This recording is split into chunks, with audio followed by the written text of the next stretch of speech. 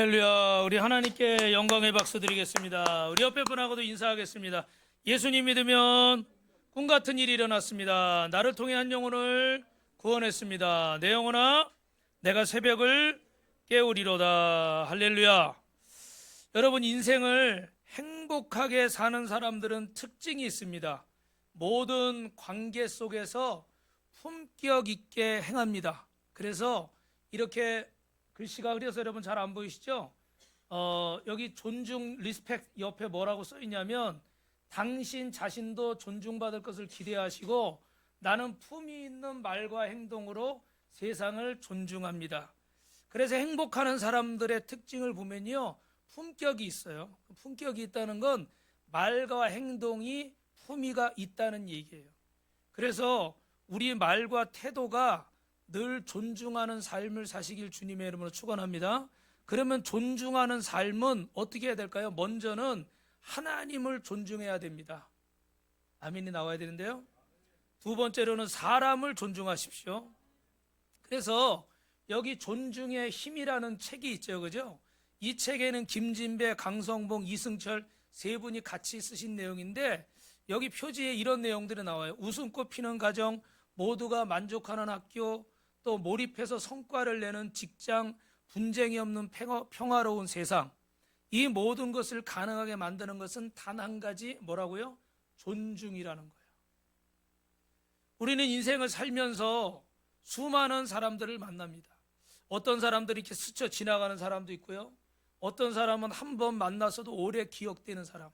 오늘 저와 여러분 바라기는 빛가수공교회에서 여러분 이렇게 좋은 사람들을 많이 만나시길 주님의 이름으로 축원합니다. 우리는 많은 사람을 만나고 헤어지는데, 그러면 진정한 기쁨과 행복을 주셨던 잊지 못할 사람들은 누굽니까? 아마 여러분에게 이렇게 물어보면 나름대로 이야기를 하실 거예요. 여러분 보통 어떻게 생각해요? 비주얼이 좋은 사람, 외모가 뛰어난 사람, 아니면 학벌이나 스펙이 좋은 사람, 또 하나는 돈과 지위가 있는 사람, 아니면 권세와 명예가 있는 사람. 여러분, 이런 사람들이 우리에게 잊지 못할 사람일 수도 있겠죠. 그러나 인생을 살면서 우리 마음속에 진정으로 잊지 못할 사람들은 그 사람이 바른 말과 태도를 가지고 나를 존중해 준 사람. 할렐루야. 네. 나를 존중해 준 그 사람을 사람들은 잊지 못합니다.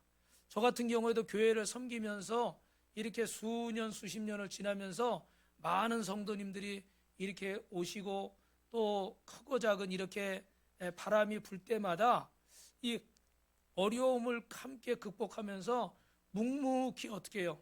인정해주고 존중해주는 성도님들이 있어요. 그런 분들이 기억에 남죠. 여러분, 우리에게 왜 사람을 무시하지 않고 존중하는 태도가 중요할까요? 사무엘상 20장 23절 한번 읽어볼까요?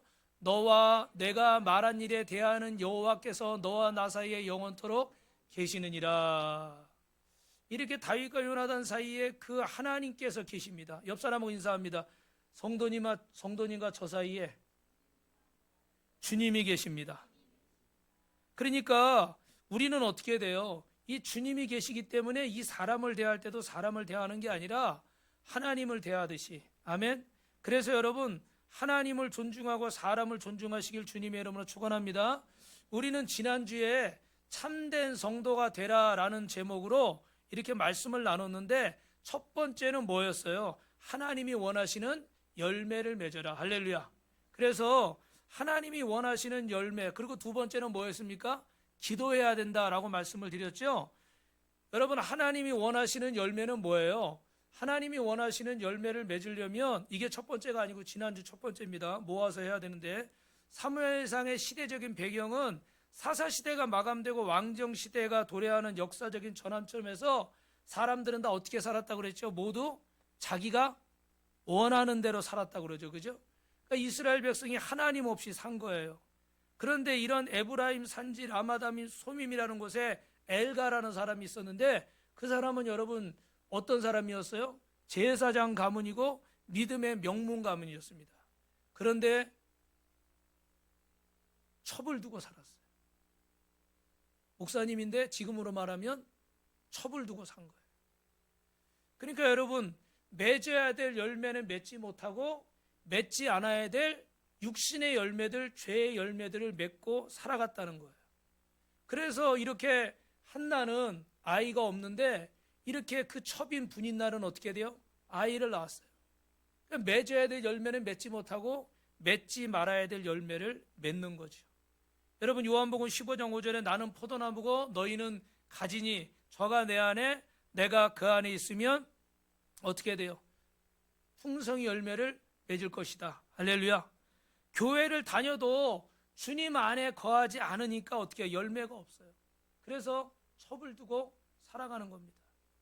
여러분 참된 성도는 이 열매를 맺기 위해서 그러면 어떻게 될까요? 따라합니다. 기도합니다.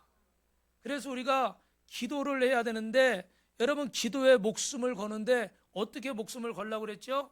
이렇게 물이 한꺼번에 어떻게 해요? 확 쏟아지듯이, 그죠?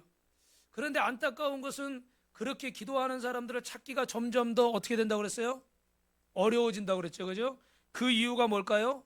간절함이 없어지는 거예요. 간절함이. 그래서 여러분 그 편하게 들으세요. 예전에는 목회하다가 이렇게 개척하다가 어렵고 그러면요, 정말 애들 분유값도 없고 쌀이 떨어져가지고 그 전에 간증 들어보면 누가 쌀을 놓고 갔다, 어떤 분은 계란 한 판을 놓고 갔다, 우유를 놓고 갔다, 그런 간증 많이 들었잖아요. 요즘 그런 간증 들어보신 분 아마 없을 거예요, 그렇죠? 요즘 우리나라가 복지도 잘 돼 있고 또 뭐 잘 살고 그러니까 어떻게 돼? 나라에서도 많이 챙겨주고 또 어떻게 돼요? 안 되면 뭐가 있어요? 우리 애들 옛날에 어디 음식점 그 TGI 프라이데이 이런 데 있잖아요. 그런데 몇 번 갔더니 또 가재요. 그래서 돈이 없어서 안 된다고 그러니까 뭐라 그래요? 카드 있잖아요, 카드. 여러분 뭐가 있어요? 카드가 있으니까 또 카드를 긁고 죄송합니다. 어떤 분은 그 카드가 빵꾸 날 때까지 또 이렇게 하는 거죠. 그러니까 그전처럼 어떻게 돼요? 기도가 간절해요? 대답을 안 하십니까? 기도가 간절해요? 간절하지 않은 거예요. 정말 지금은 의료보험도 잘 돼 있어서 급하면요, 진짜 나라에서나 여러 가지 제도나 이런 것들이 잘 돼 있어서 생목숨을 그냥 앗아가는 경우는 많이 일어나지 않아요. 그런데 옛날에는 정말 이런 사고가 나고 그러면 어떻게 의료보험 같은 게 잘 안 돼 있으니까 교통사고만 나도 어떻게 돼요? 전세금 빼야 돼. 합의 보려면. 그런 시대에 여러분 어떻게 될까요? 사고 하나가 나도 간절할 수밖에 없어요. 그런데 지금은 어떻게 돼요? 웬만하면 거의 대부분 다 보험을 드시니까 다 보험으로 해결을 하고, 그런 시대니까 어떻게 돼요? 예를 들어 사고가 나도 그렇게 간절하지를 않겠죠, 그죠? 그래서 여러분 이 간절함이 없다는 것이 참 우리에게 안타까운 일이에요. 그러나 바라고 원하기는 여러분 하나님 앞에서 간절한 기도를 할 수 있길 주님의 여러분을 축원합니다. 그래서 우리는 11월 2일 날 이제 이렇게 예쁘게 올 가을 새생명 축제 초청 잔치를 위해서 초청 이렇게 포스터 또 이렇게 초청장을 만들었습니다. 우리 김필립 군이 만들었는데 박수 한번 이렇게 해주시죠. 네. 여러분 여기에 우리 마음을 주님 앞에 물 쏟듯 할 수 있길 주님의 이름으로 축원합니다.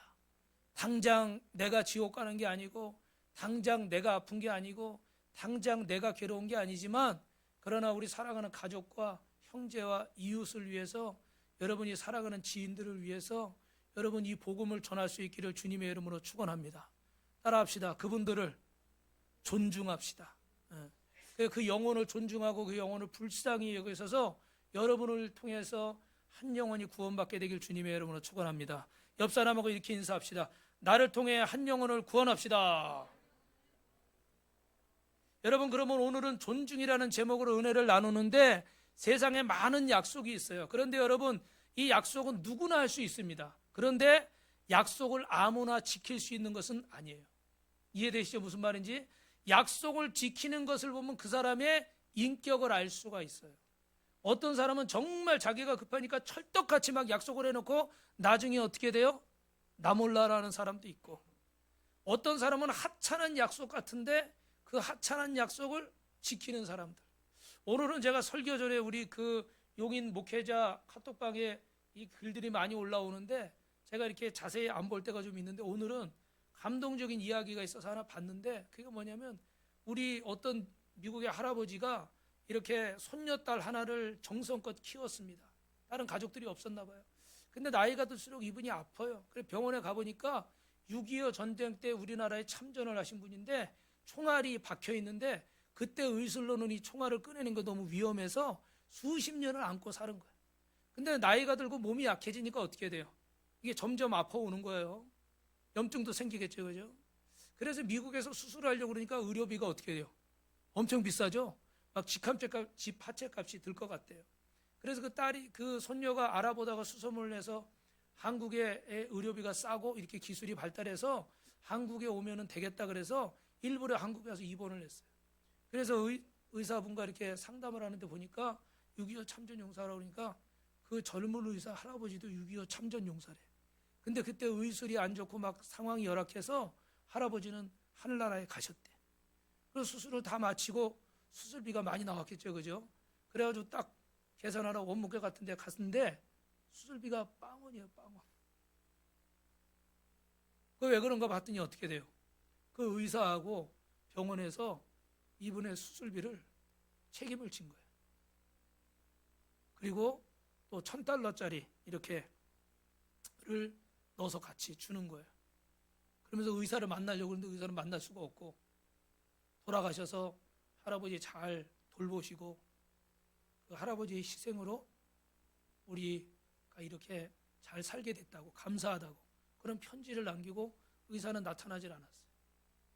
근데 그 할아버지가 이제 돌아가시면서 한마디를 하는데 내가 이 전쟁터에 이 땅에 왔을 때는 이 대한민국이 그냥 다 흙뿐이고 나무뿐이고 다 폐허가 된 그런 상황이었는데 이제 와서 보니까 이렇게 살림이 울창하고 저런 높은 빌딩들이 막 세워져 있고 내가 그때 당시 지금 80년, 50년, 80, 70몇 년 됐죠, 그죠? 그때 당시에는 어떻게 돼요? 이 정도까지 됐을 거라고는 생각을 안 했을 걸.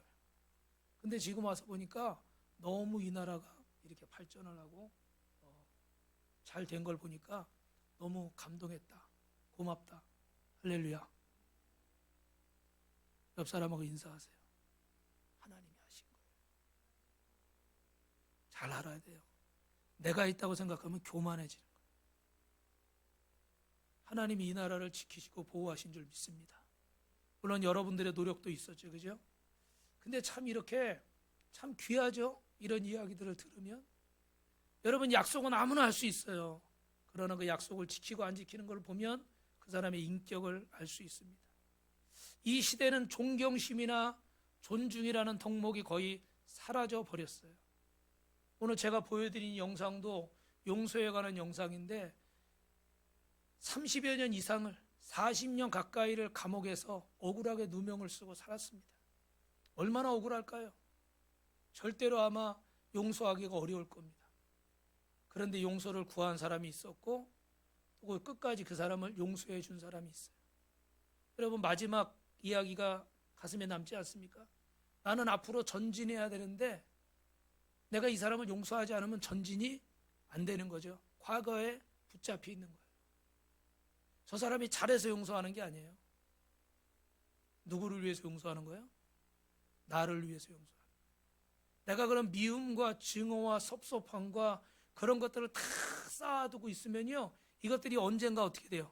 자꾸 나와요. 이게 쓴뿌리가 돼서 자꾸 나오는 거예요. 그리고 이 쓴뿌리가 어떻게 돼요? 나를 얽어매는 거예요. 그래서 내 마음에 미움과 상처와 이런 불안과 증오와 이런 감정들로 자꾸 나타나는 거예요. 그래서 우리 옛날에 뭐 보고 놀란 것은 뭐 보고 놀란다고 그러잖아요, 그죠? 그러지 않아도 될 일인데 그런 과거의 상처나 아픔이 있으니까 자꾸 어떻게 매여 있는 거예요. 이 시간에 과거의 아픔은 떠나갈지어다. 우리를 붙잡는 과거의 저주는 떠나갈지어다. 여러분이 그 기억 속에 가지고 있는 그 두려움들이 자꾸 우리를 주님 앞에 나가지 못하게 만드는 거예요. 여러분 여기서 설교하는 저에게는 그런 게 있을까요, 없을까요? 저에게도 있습니다. 그런데 제가 그것들을 내버려 두는 게 아니라 그것들과 끊임없이 싸워야지. 끊임없이 싸워야지. 어제도 여러분 정말 죄송한 얘기인데 용서해 주세요. 이렇게 계속 잘 안 나오시는데 또 신방 전화를 하려고 그러면 목사님 나가야죠. 죄송합니다. 가야죠. 이러면은 얼마나 고맙겠어요. 그죠? 그런데 또 어떤 분들은 전화도 안 받거나 뭐 안 나오려고 그런다거나 뭐 대답을 투명하게 하거나 그런 걸 제가 여러 번 겪으니까 인간적으로는 전화를 하고 싶을까 안 하고 싶을까요? 거절당하니까 여러분 전화를 하기가 싫어요. 그죠? 그런데도 기도하다가 전화기를 누르는 거예요. 그리고 전화를 하는 거예요. 그래서 그분이 어떤 태도로 전화를 받든지 저는 주님 앞에 그 마음으로 하는 거예요. 할렐루야. 근데 제가 받은 상처나 제가 받은 마음의 섭섭함이나 기분 나쁜 거나 이런 걸 다 담고서 에이 그리고 전화를 안 해버리면 주님 앞에 부끄러운 건 둘째치고 저는 어떻게 해요? 그 상처에 매이는 거예요. 그걸 누가 원할까요, 여러분? 누가 원할까요? 여기만 대답하네요. 누가 원할까요? 사단이 원하는 거예요. 여러분 마음속에도 크고 작은 그런 일들이 있으시죠, 그죠? 그런데 여러분 그것에 매이면 우리가 사단에 붙잡히는 거예요. 우리가 전진하지 못하는 거예요. 그게 고소하고 시원한 게 아니에요. 오히려 나를 더 병들게 하고 나를 더 힘들게 하는 거예요. 사랑하는 성도 여러분, 우리는 이 존경심이나 존중이란 덕목이 거의 사라진 그런 시대를 살고 있어요. 그래서 학교에서도 보면 선생님과 아이들 사이에 존중하는 모습이 사라졌어요. 그래서 어떤 학교에서는 학생을 가르치는 교사가 선생님이 목숨을 버리는 일이 있습니다. 부모 자식 간에도 존중이 사라져 버렸어요. 그러면 이 존중은 어떤 능력이 있을까? 따라합니다. 존중은 성공의 비밀입니다. 여러분 존중하면요 반드시 하나님의 보상이 있는 줄로 믿습니다. 그래서 오늘 우리가 봉독한 말씀 우리 뒷부분만 한번 읽어볼까요? 사무엘상 2장 30절인데 제가 잘못 적었나 봐요. 우리 30절 같이 읽습니다. 시작. 나를 존중하는 자를 내가 존중해주고 나를 멸시하는 자를 내가 경멸하리라. 할렐루야. 그래서 여러분 하나님은 존중하는 자를 하나님도 존중해 주시는 줄로 믿습니다. 결론은 이 앞부분에 어떤 얘기예요? 엘리의 가문이 하나님께 제사장으로 부름받았는데 그 엘리가 하나님께 멀어지고 또 그 아들 홈니와 비느하스가 어떻게 돼요? 또 하나님 앞에 죄를 짓고 멀어지는 거예요. 그러니까 하나님을 멸시하고 하나님을 경멸하니까 하나님도 어떻게 돼요? 나를 존중하는 자를 존중해주고 나를 경멸하는 자를 나도 똑같이 경멸하고 멸시하겠다. 여러분 사람이 저를 보세요. 타락하면 나타나는 특징이 있는데 그게 뭔지 아십니까? 사람이 타락하면 나타나는 특징이 있어요. 하나님을 무시하는 거예요.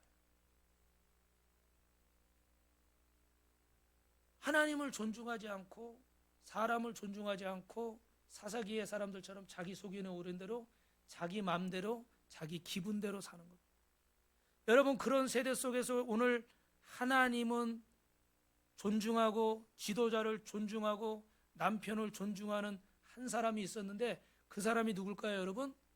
바로 한나라는 여인입니다. 하나님은 타락한 엘리 제사장을 심판하시려고 작정을 했어요. 그런데 엘리의 아들들이 홈니와 비느하스는 그 아버지들 뒤여서 제사장을 됐는데 더 하나님을 무시하고 사람도 무시하고 부모도 지도자도 무시하고 그리고 나중에는 어떻게 돼요? 예배를 짓밟는 거예요.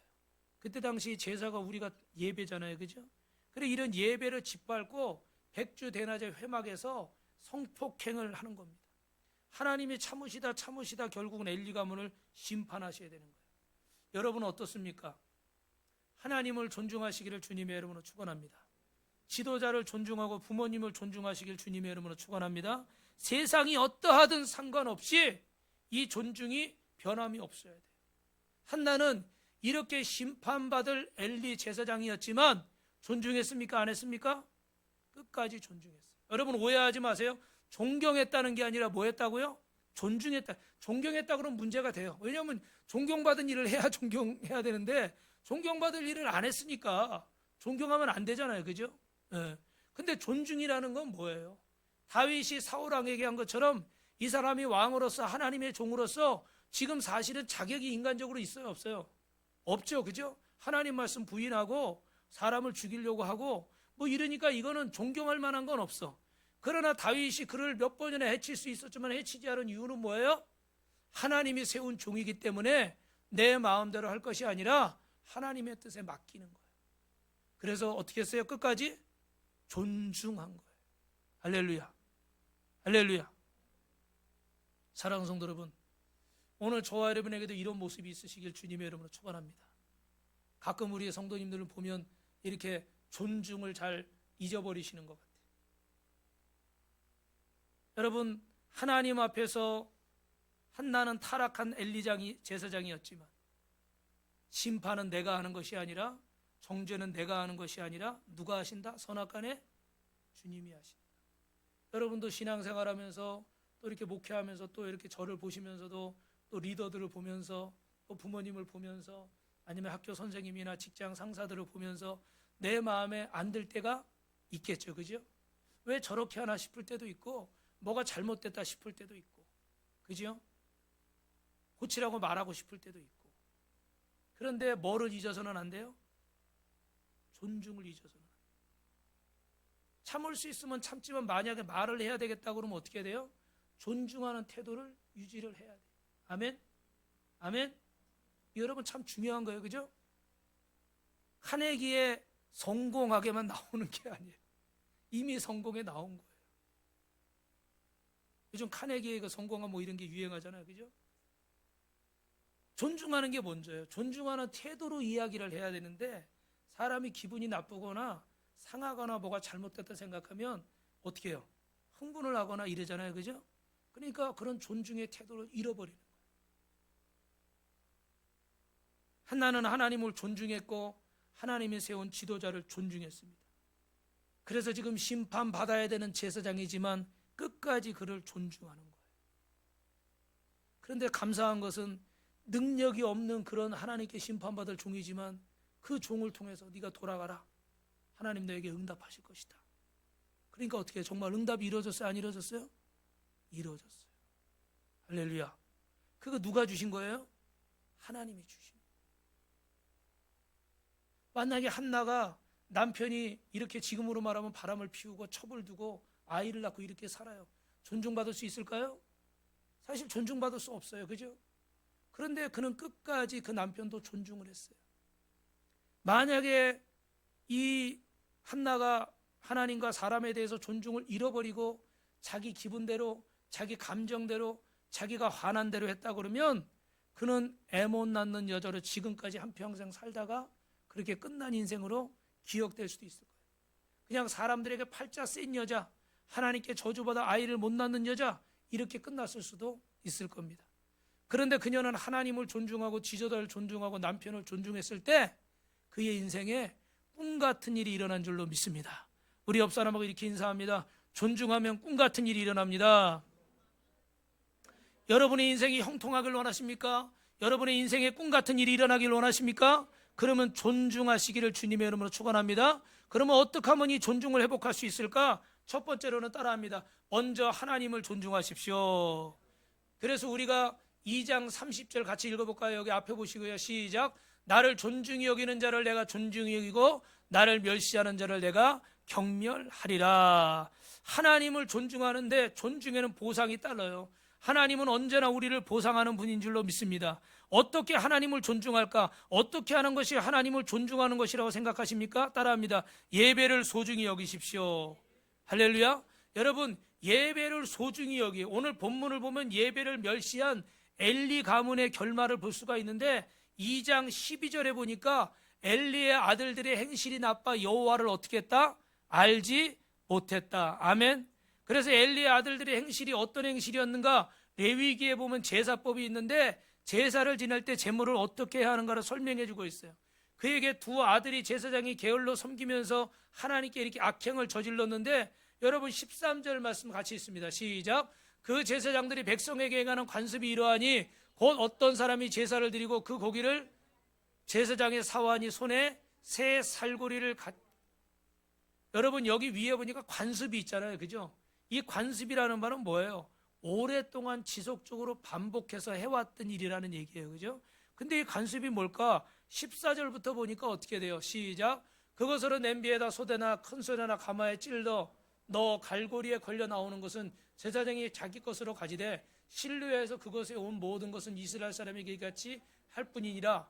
기름을 태우기 전에도 제사장이 사환이 와서 제사 드린 사람에게 이르기를 제사장에게 구원 드릴 고기를 내라. 그가 내게 삶은 고기를 원하지 아니하 날 것을 원하신다 하다가, 이게 뭐냐면요, 지금 하나님 앞에 먼저 이 제물을 바치고 그리고 고기를 삶아서 하나님께 이 뒷부분의 16절의 좋은 부분을 이렇게 먼저 드리고, 그리고 그 다음에 제사장이 그걸 가져가야 되는 거예요. 그죠? 그런데 이 사람들은 와가지고 그 끓이고 있는데 와서 그림을 하나 보여드릴까요? 저 보니까 저기 이제 제단 앞에 이렇게 고기를 삶고 있는 거예요. 그죠? 그런데 와가지고 홈리와 비누아스가 어떻게 해요? 그 갈고리로 어떻게 고기를 끄집어 내버리는 거예요. 그냥. 근데 여러분 여기 17절 18절 보시면 어떻게 돼요? 거기서 기름에 태운 후에라는 말은 먼저 이 좋은 부분은 어떻게 돼요? 하나님 앞에 먼저 드리고 그 다음에 어떻게 해야 되는 거예요. 근데 그 뒤에 뭐라고 했어요? 지금 내가 그렇게 해야 된다고 말하니까 뭐라고 그래요? 노란 글씨. 지금 내가 내라. 그렇지 아니하면 어떻게 해요? 억지로 빼앗으리라. 17절까지 시작. 이 소년들의 죄가 여호와 앞에 심히 크면 그들이 여호와의 제사를 멸시하며. 이 소년들이 홈리와 비느하스죠. 그죠? 그래서 하나님의 예배를 완전히 하나님 앞에 드린 예배를 망가뜨리는 거예요. 그냥 자기 마음대로 가서 그냥 제단에 드릴 건데 그 마음대로 하면 돼요, 안 돼요? 하나님의 성전에 바쳐진 건데 마음대로 하면 돼요, 안 돼요? 안 되는 거예요. 그런데 자기 마음대로 해버리는 거예요. 여호와를 알지 못한 무지의 결과입니다. 여호와의 제사를 멸시하는 거예요. 그래서 여러분 무슨 말씀이에요? 하나님 앞에 먼저 드리기 전에 자기들이 먼저 취하는 거예요.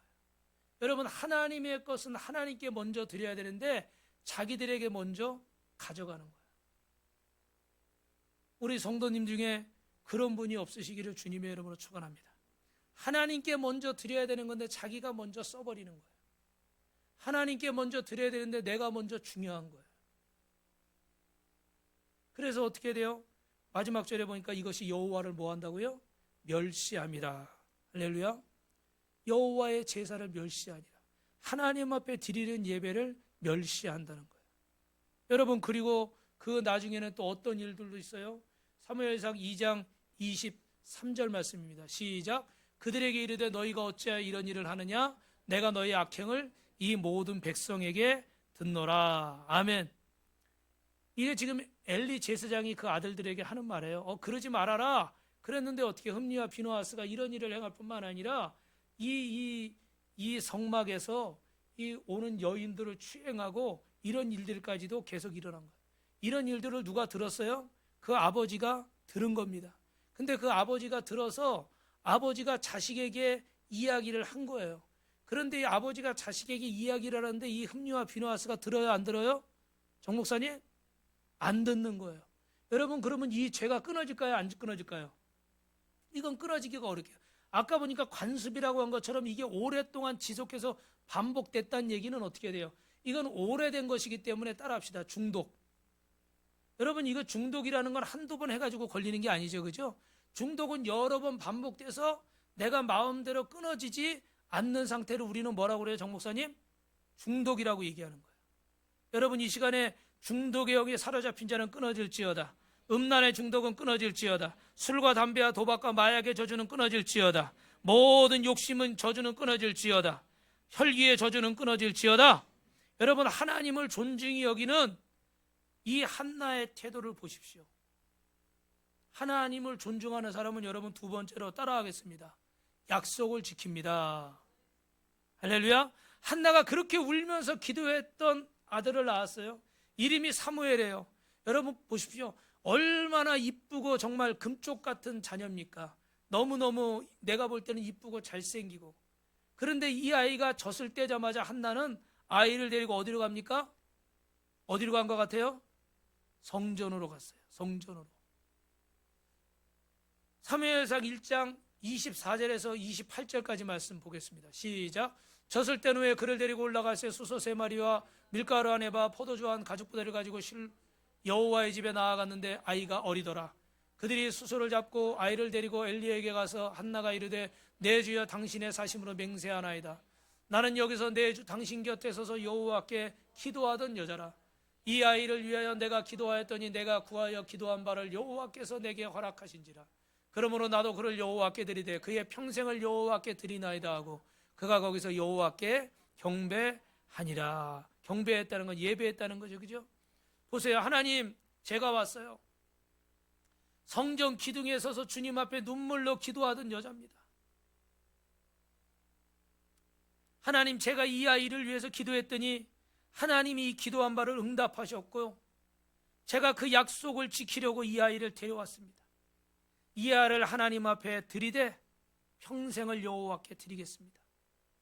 성경에는 없는 내용이지만 하나님이 이 시대에 바르게 말씀을 전하는 제사장 한 사람을 원하셔서 안타까워하시던 그 하나님의 마음을 제가 알고 하나님 여기 당신께 약속한 이 아들을 드립니다. 주님의 종으로 드립니다. 할렐루야. 그리고 사무엘을 하나님 앞에 주의 종으로 드리고 거기에 빈손으로 오지 않고 감사를 표하기 위해서 수소 3마리와 물고기 1에바와 포도주 1가죽 부대를 가지고 이렇게 성전에 나와왔어요. 여러분, 한나는 어린 자식을 위해 매년마다 옷을 지어 입혔습니다. 사무엘상 2장 18절 19절에 보니까 사무엘이 어렸을 때부터 어떻게 돼요? 세마포 옷을 입고 여호와 앞에 섬겼더라. 그의 어머니가 매년 드리는 제사를 드리러 그의 남편과 함께 올라갈 때마다 작은 겉옷을 지어다 그에게 주었더니, 이 세마포 옷은 제사장들만 입는 옷입니다. 어린 사무엘이었지만 사무엘은 그 성전에서 하나님의 종으로 훈련되고 세워진 줄로 믿습니다. 철저하게 하나님 앞에 주님의 종으로 훈련되었다는 거예요. 여러분, 세마포 옷을 입었다는 것 자체가 주님의 종이라는 의미인 거예요. 그러니까 나이는 어리지만 사무엘이 어릴 때부터 하나님 앞에 주님의 종으로서 세워졌다는 이야기입니다. 아멘. 우리는 신학교를 나오면 보통 이렇게 3학년 4학년 되면 신학교에서 서로 이렇게 전도사님 이렇게 서로 부릅니다. 사역을 안 해도. 근데 사실은 신학교를 나왔다고 다 사역을 할까요?